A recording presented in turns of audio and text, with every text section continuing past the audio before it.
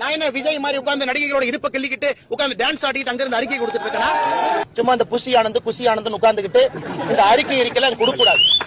இதென்ன work from home பாலிடிக்ஸா? விஜய்க்கு 50 வயசுல காலைல புத்தா எழுப்பிவிட்டு நடிகர் விஜய் அரசியலுக்கு வர சொன்னாரா? விஜய் யாரோட பி டீம்? நாடகம் யாரு பண்றாங்க? பிஜேபி பண்ணுதா விஜய் பண்றாரா? நாடகம் பண்ணுவது விஜய், நாடகம் பண்ணுவது டிவிக்கு.